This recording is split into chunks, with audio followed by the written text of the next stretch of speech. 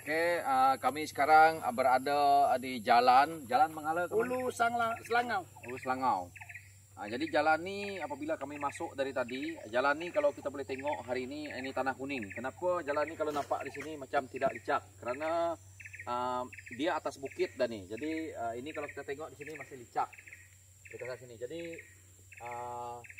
saya cuma nak mendengar ulasan daripada orang yang memang duduk di sini dan dia memang duduk sini puluhan tahun dan ini juga kampung dia dan kita nak tahu kenapa perkara ini berlanjutan begitu lama. Yang mana di sini juga sama seperti mana yang kita lihat tadi di kampung-kampung lain yang melibatkan tiang-tiang lampu ada, yang mana kita tengok ada juga wire-wire ni ada tapi tidak ada elektrik.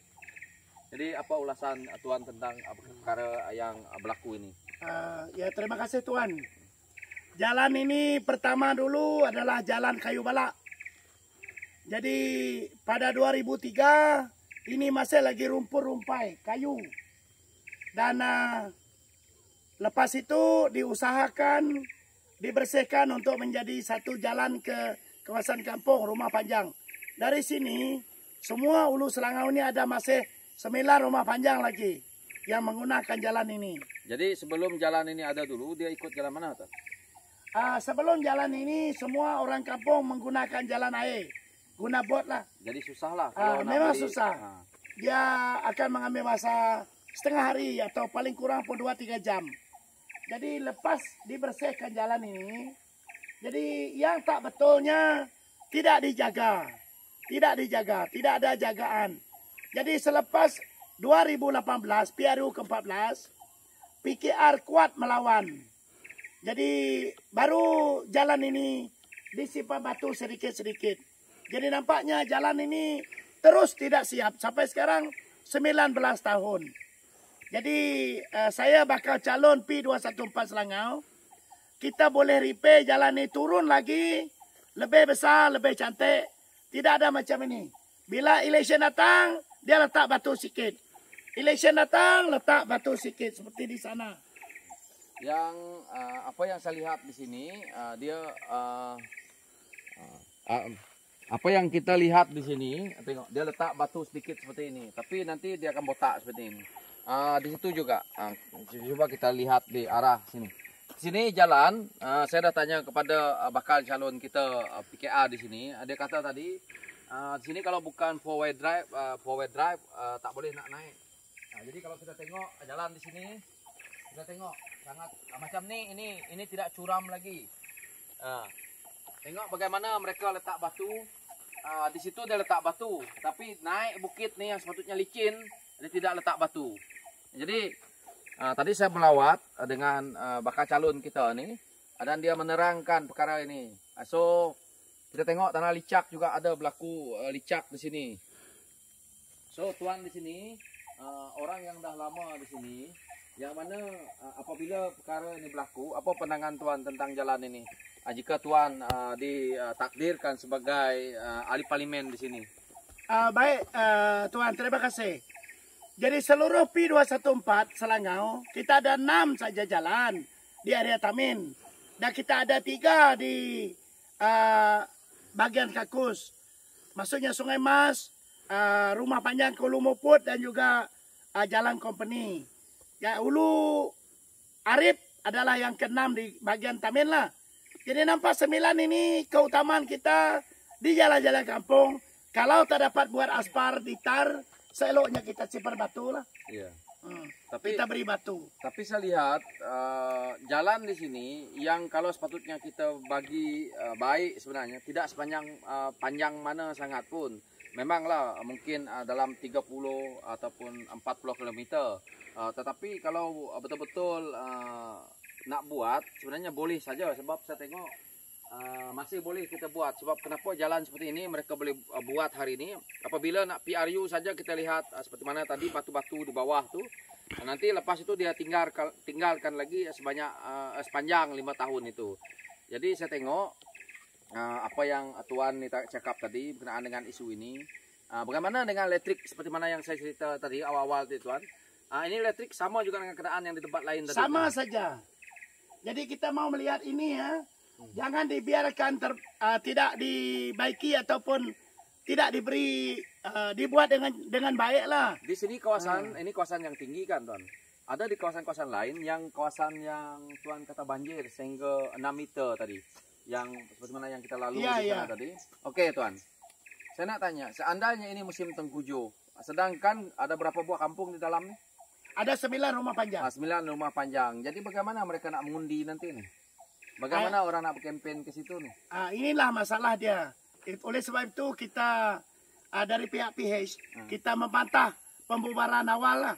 Sebab kalau lepas banjir, katalah selepas bulan April, Mei, Jun, jadi bukan masa banjir, jadi itulah masa yang sesuai sebelum Mei tahun hadapan. Ya. Ini di sini untuk pengetahuan juga di Sarawak nih sekarang ini sebenarnya musim hujan dan kalau kita tengok ini buktinya. Ini tanah licak nih. Nampak? Ini buktinya bahwa ini baru juga lepas hujan. Dan tadi kami pergi pun masih tadi ada kita yang hujan renyah-renyah juga Tuan. Jadi bagaimana kawasan ini juga? Ini kawasan yang tinggi. Ada kawasan yang cerun di sana yang agak ngeri kalau nak jalan. Memang dia kata naik sampai 6 inci. Memang jambatan pun saya ingat jambatan hanyut ke Tuan. Ya. Jadi ada 3 jambatan yang pertama ini boleh di-repair. Sepatutnya tidak sampai 6-8 kaki banjir lah. Dan dari kawasan ini ada 5 tapak tempat yang dibanjiri air lah. Jadi kita boleh repair tempat macam ini. Turun ataupun repair yang kawasan banjir. Supaya jalan ini boleh dipakai sepanjang masa lah. Jadi saya dimaklumkan tadi jambatan yang macam besi itu kos dia 190.000 betul gitu? Iya saya Tuan. Aduh. Jadi kamu rasa berbaloi dengan harga jambatan itu? Jadi kita nampaknya ada pembaziran dengan cara ini ada pembaziran. Ya. Dan ini bukan pertama kali kita buat jambatan. Ini kali kedua. Ya. Jadi bila buat jambatan yang membuang duit merugikan uang rakyat, sepatutnya tidak berlaku. Itu menyusah menghabiskan uang rakyat dengan tidak beretika. Bukan hanya tidak beretika, pembaziran berlaku. Ya. Jadi kita kerugian lah. Ya. Jadi apa yang kami dua pergi ke sini dan lihat, saya tekilan karena kalau nak letak batu, kenapa separuh sana sikit, sini sikit. Yang mana saya kasihan tengok banyak penduduk kampung sini lalu lalang untuk mereka nak ke bandar dan akhirnya jalan ni kalau kita tengok seperti separuh tanah kuning, separuh ada batu dan pada saya juga setiap kali pilihan raya dimaklumkan dia orang akan buat seperti itu. Apakah memang ini cara untuk mereka menarik undi Tuan? Terima kasih. Jadi kita nampak cara memancing undi begini tidak perlu dibuat selalu dan harus kita hapuskan cara-cara GPS, PRS, calon-calon yang banyak menipu rakyat. Yang sebaiknya kita mau seorang calon yang ikhlas bekerja. Kalau kurang mahir, boleh tukar dengan orang yang lebih baik. Ini cara kita dalam PH. Kita tidak membazirkan banyak uang untuk kroni dan YB sendiri. Kita utamakan rakyat. Jadi di sini kita nampak banyak kita boleh buat dengan budget yang ada. Jika tidak disalahgunakan. So kita akan lebih efisien, kita akan buat lebih beretika, kita akan buat ada komiti memantau semua projek pembangunan di dalam P214 Selangau. Supaya kita dapat ada check and balance. Kita mau semua usaha untuk pembangunan diteruskan dengan cara lebih efisien. Lebih efisien, dengan lebih baik. Jadi saya bersama dengan wakil calon daripada parti PKA yaitu daripada Pakatan Harapan, maka kami turun ke sini tadi, dia bawa saya, kami daripada Selangau, Pasar Selangau, dan akhirnya dia bawa saya ke Jalan Ulu Selangau ya Tuan. Saya amat tekilan lah sebagai anak Sarawak, yang mana kalau kita dengar ahli-ahli parlimen kita yang mana ataupun daripada adun-adun kita, mereka begitu berbangga sekali bahawa kita punya negeri Sarawak ni dah maju. Tapi kalau saya sampai ke Selangau ni amat sedih lah Jadi saya harap beliau selaku bakal calon kita kalau menang dalam PRU kali ini, saya harap Tuan ada perubahan untuk rakyat di sini lah ya Tuan. So Tuan ada apa-apa yang Tuan fikir kah untuk nak buat? Okey, terima kasih Tuan. Kita melihat adun kita YB Gira boleh bekerja, tetapi budget sedikit, 5 ke 6 juta satu penggal. Janji pertama dalam manifesto Gira berdiri pertama kali dulu, first term, untuk membuat jalan ke rumah panjang, ke kampung-kampung dan juga ke kebun. Jadi itu sudah tidak tertunai. Tapi sekarang ini sudah kedua penggal. Dan kita mau sekarang ini orang yang ahli parlimen yang dicadangkan adalah kita orang lokal. Kita sendiri. Jadi bagi saya, niat saya adalah membantu YB Adun, YB Gira. Tetapi saya bukan isu daripada bajet yang ahli parlimen ke Adun dapat. Yang saya nak persoalkan ini adalah bajet pembangunan luar bandar, jalan luar bandar. Kita juga ada bajet ini Tuan. Oh yes, ya. Nah, RTP adalah bajet untuk pembangunan luar bandar. Jadi kenapa? Kalau ini boleh digunakan secara maksimum. Jadi ini sangat banyak membantu. Ini 3 kontraktor yang membuat jalan ni Tuan. Tapi 3 kontraktor ini gagal. Dan ini adalah subkontrak yang membantu. Dan inilah macam tai sapi ini. Sedikit sana, sedikit sini. Jadi bila nak election, tunjuk muka, korek sikit. Jadi setiap election, ini sudah kali keempat election. Baru ada sipar batu sikit.